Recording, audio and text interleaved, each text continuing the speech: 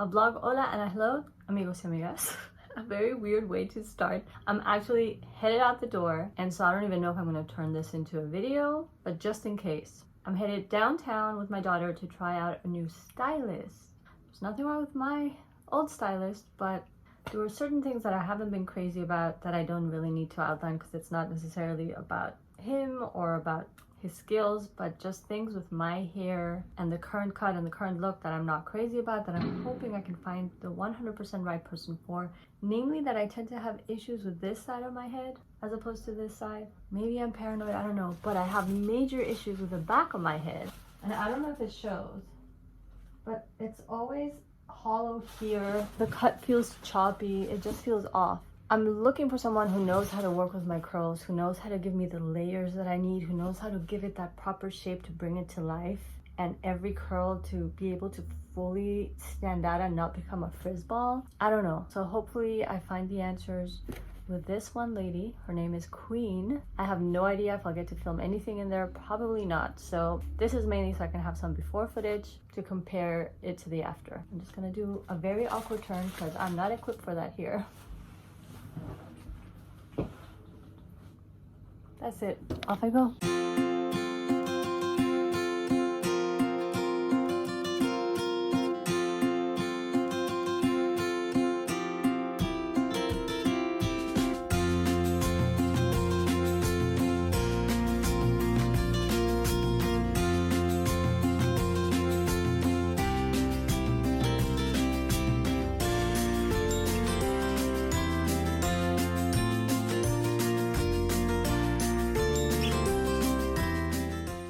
And this is after. She actually managed to style my hair curly. No one has ever styled my hair this well curly, and I'm in love. I've had a lot of breakage in my hair, so more on that later. I'm gonna be back to really properly close this off after I've styled my hair myself, just to see where I can take it to and what it fully looks like. But this is just a little quick hello, fresh home from the stylist, and more coming soon.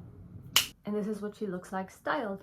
For the sake of continuity and for the sound and everything to be the same, and because I'm OCD, I'm finishing this video in the office. It's a stitched together video. It happened unexpectedly. If you watch my last few videos on hair, I think it's apparent that something was off as to the shape, and I just thought that maybe it's layers, maybe it's badly cut. I knew I was having breakage. I think I was in denial about the breakage that I was having because I've been seeing a lot of different size blonde bits of hair on the floor, and it definitely took me back to the days of heavy breakage. And so the problems that I've been having with my crown, it felt uneven in the back of the head between layers. The top of my head felt like it had many more layers versus what I used to have here. The bottom layers felt like they were hanging there on their own, but I didn't really quite know why. Was it indeed breakage? Was it a bad former haircut? Was it a cut that it had outgrown? Was it a combination of things? I wasn't quite sure. I tried reaching out to my stylist. I didn't hear back, and I just felt like trying someone new, and I had stumbled upon Ms. Queen, her handle on Instagram, and I loved her work. She seemed to know her hair. So when I went in, I jumped straight into the appointment. It was both consultation and then the haircut. And going over my hair, she said I had experienced quite a bit of breakage, and I knew that these bottom layers had been burned off from bleach being overlapped as of the beginning of this year, I believe it is, or end of last year. I've been doing my bleach at home. I have a whole video on the process. My daughter applies the bleach for me at the roots, and I take over after that is done and do the rest of the process myself.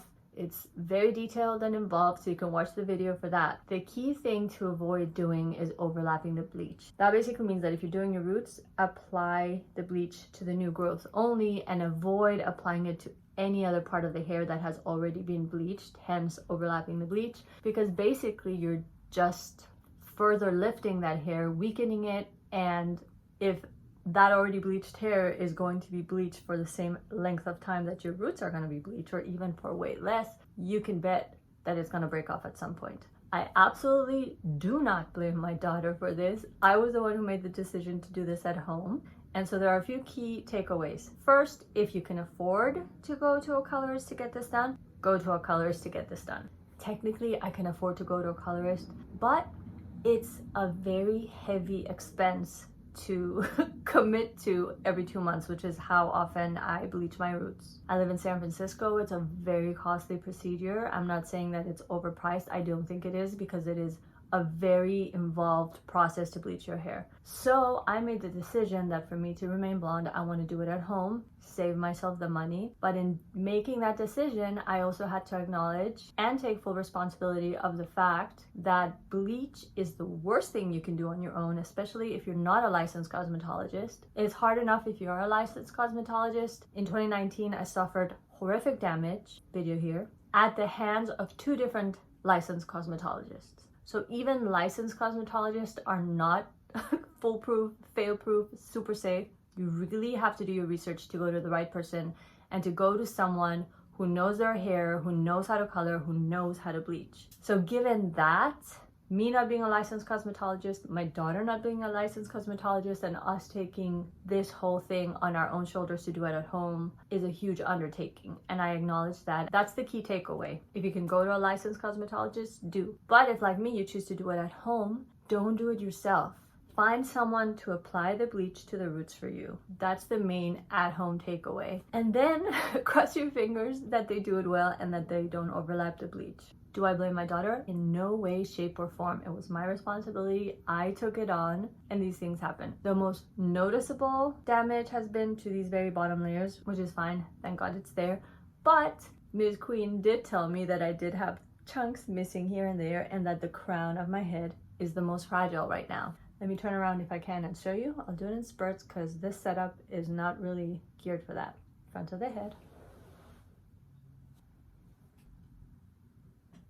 So it was basically the back of my head, the crown, that she said to really be on the lookout for, that is in a more fragile state right now. For the most part, the crown of my head tends to be the more difficult part of my head, so it makes sense that it's also more conducive to breakage. And that's just the blonde life conundrum. Whether you're going to someone, whether you do your best at home, it's a color that's hard to maintain. It comes with a lot of risk. Every time you're using bleach comes with a lot of risk. And so when I went in for my appointment, my main objective was to make sure that I keep my hair as healthy as possible, because ultimately I want it to grow. I am sad to have lost the growth I had achieved. However, it's not as short as the level of my big chop was. We were able to keep these long layers pretty much where they were. She had to cut off whatever damage it had. I think I still have some damage in my hair, but it was a matter of finding that happy compromise and balance between giving my hair the proper shape that it needed, cutting off as much damage as we can, in addition to maintaining some of the length achieved.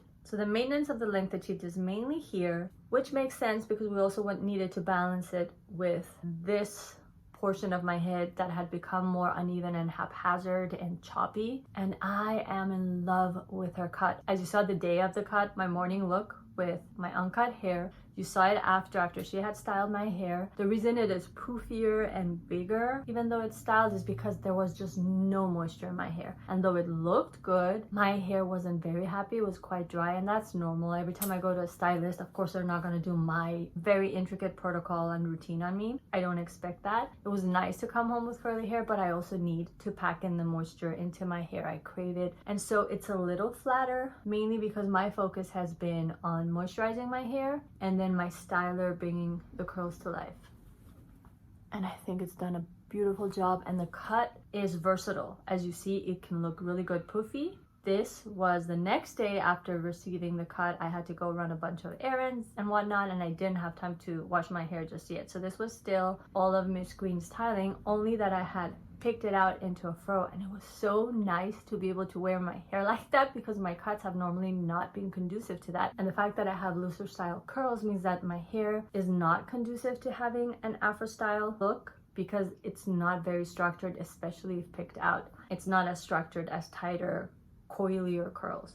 So it's a fun phase to be able to live through and experience. And though this is pretty much almost my wash day look, it's day 2, I can always pick it up. I'm not gonna run the pick fully through to make it as brushed out as the afro day. I could, but if I do, then I lose the structure of my curls. So this is kind of like a happy in-between medium, but I feel that it highlights her skill set, the versatility of the cut, and the look, so I'm enjoying it. It has become a curly bob of sorts, and it's a fun phase to be in, and I'm really thankful. And in 2 weeks I'm going to be doing my bleaching, so hopefully we can maintain it. And that's also kind of a crossroads that I might be facing. If I can't maintain the blonde, if I can't stay blonde, what do I do? I would say I'm about 50% gray, which is why I went blonde to begin with. You can find all about my blonde life in my playlist found here.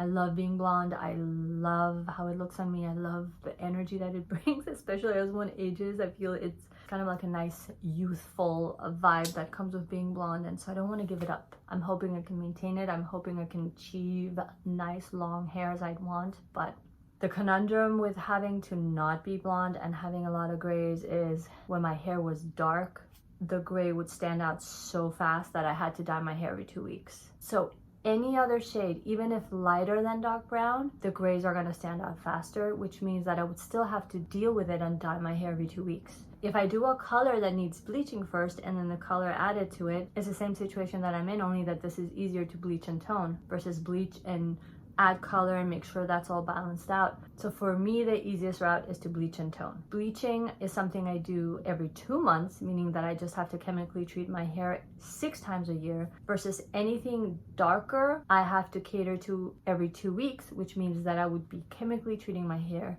24 times a year.